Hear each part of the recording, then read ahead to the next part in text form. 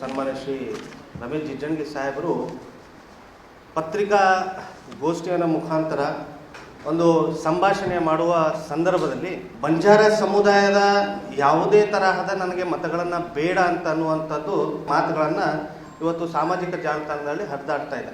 ಬಿಜಾಪುರ ಜಿಲ್ಲೆಯಲ್ಲಿ ಗೋರಸೇನಾ ರಾಷ್ಟ್ರೀಯ ಸಂಘಟನೆಯ ವತಿಯಿಂದ ಸುಮಾರು 500ರಿಂದ 600 ಜನರ ಸಭೆಯನ್ನು ಮಾಡಿ ಅಲ್ಲಿರುವಂಥ ಸ್ಥಳೀಯ ಬಂಜಾರ ಸಮುದಾಯದ ನಾಯಕರನ್ನ ಕರ್ಕೊಂಡು ಮುಂಬರುವಂಥ ಲೋಕಸಭಾ ಚುನಾವಣೆಯಲ್ಲಿ ಮೇ 7ನೇ ತಾರೀಕು ನಾವು ಯಾರಿಗೆ ಮತವನ್ನು ನೀಡಬೇಕು ಅನ್ನುವಂಥ ನಿರ್ಧಾರವನ್ನು ಕಳೆದ 2-3 ದಿವಸಗಳಲ್ಲಿ ಸಭೆಯನ್ನು ಮಾಡ್ತಾ ಇದ್ದೀವಿ. ಯಾಕೆ ಈ ಮಾತನ್ನು ಹೇಳ್ತಾ ಇದ್ದೀನಿ ಅಂತಂತಂದರೆ, ಒಂದು ಮತ ಇಡೀ ದೇಶವನ್ನು ಚಿತ್ರವನ್ನು ಬದಲಾವಣೆ ಮಾಡುವಂಥ ಶಕ್ತಿ ಎದರಲ್ಲಿದೆಪ್ಪ ಅಂತಂದರೆ ಮತದಲ್ಲಿದೆ. ಹಾಗಾಗಿ ಬಂಜಾರ ಸಮುದಾಯದ ಮತ ಬೇಡ ಅಂತನ್ನೋದು ಖುಷಿ, ಅದರಲ್ಲಿ ನಾವೇನು ಹೇಳೋಕ್ಕಾಗಲ್ಲ. ಆದರೆ ಬಂಜಾರ ಸಮುದಾಯದ ಮತಗಳು ಯಾರಿಗೆ ಅವಶ್ಯಕತೆ ಇದೆಯೋ ಅವರಿಗೆ ಮಾತ್ರ ಬಂಜಾರ ಸಮಾಜದ ಬಿಜಾಪುರ ಮತಕ್ಷೇತ್ರದಲ್ಲಿ ಏನಪ್ಪ ಅಂತಂದ್ರೆ ನಾವು ಕೊಡೋಕ್ಕೆ ಸಿದ್ಧರಿದ್ದೇವೆ.